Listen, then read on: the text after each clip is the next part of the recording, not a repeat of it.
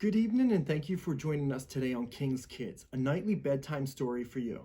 My name is Matthew Markowitz and I have the opportunity to serve with the College and Career Ministry. Today's story is entitled Hannah Gives Samuel to God, based on the scripture in 1 Samuel 1 through 3.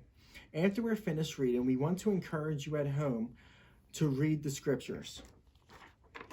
Hannah gives Samuel to God. Elkanah had two wives. One was called Hannah and the other Peninnah. Peninnah had children, but Hannah had none. Elkanah loved Hannah despite them not having children together.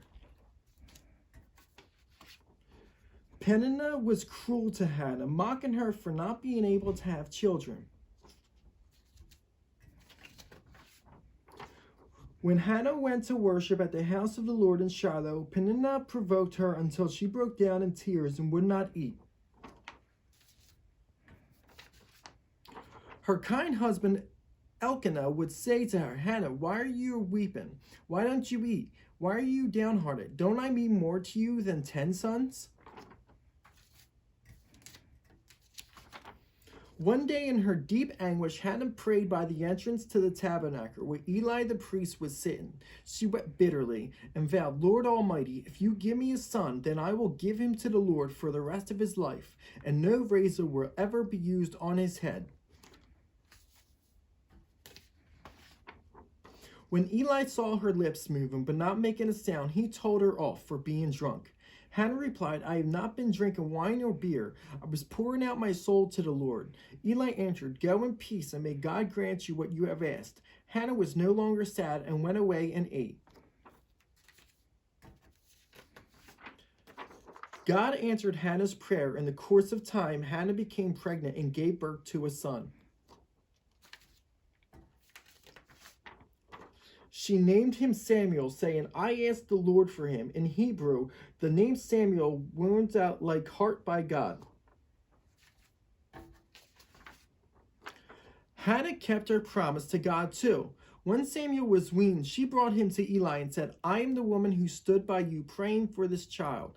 The Lord has answered my prayer, so now I give him to the Lord to serve him for the rest of his life. They offered sacrifices and worship together. Hannah broke out in prayer of thanksgiving to God. Eli began training young Samuel to serve God at the tabernacle. Eli and those sons were very disobedient and treated worshiping God with contempt. In contrast, Samuel obediently served God wearing his linen ephod. Each year, Hannah made Samuel a little robe and took it to him when she went with her husband to offer the annual sacrifice. One night, Eli was lying down in his own place. His eyes had become weak, and he could not see well. Samuel was lying down in the house of the Lord, where the Ark of the Covenant was kept. The Lord called Samuel, and Samuel, thinking it was Eli, replied, Here I am. Samuel ran to Eli and said, You called me? But Eli said, I did not call you. Lie down again. So Samuel went and lay down. The Lord called again, Samuel. So Samuel got up and went to Eli. Here I am, for you called me, said Samuel. But Eli answered, I did not call you. Lie down again. The Lord called Samuel a third time. Once more he went to Eli. This time Eli realized it was the Lord calling the young boy. Go lie down. If the Lord calls you again, say, Speak, Lord, for your servant is listening. So Samuel went and lay down again. The Lord came and called again, Samuel, Samuel.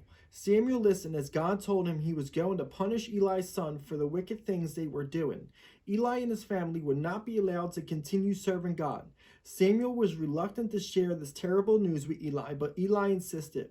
On hearing God's judgment, Eli responded, Let the Lord do what is good in his eyes.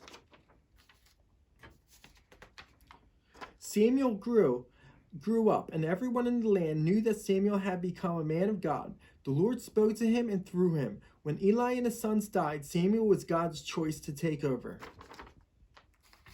So a few things that I took from this is One, you were never too young to hear the voice of God. If God calls you and chooses you and speaks to you, it is your obligation and duty to listen and be obedient, regardless how old you are. Two, Samuel's parents were godly parents, and they dedicated him to the Lord from birth, from before he was born. So never think just because you are young, you cannot be dedicated to the Lord. You can even dedicate yourself to the Lord by being obedient and telling him that you want to serve him. 3, Samuel took Eli's place because Eli's sons were disobedient.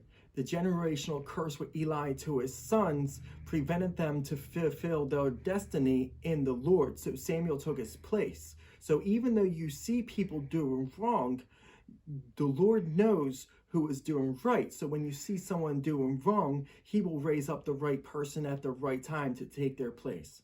Once again, my name is Matthew Markowitz. I pray a blessing over you. I hope you have a great night's sleep, and I will see you soon. Thank you so much.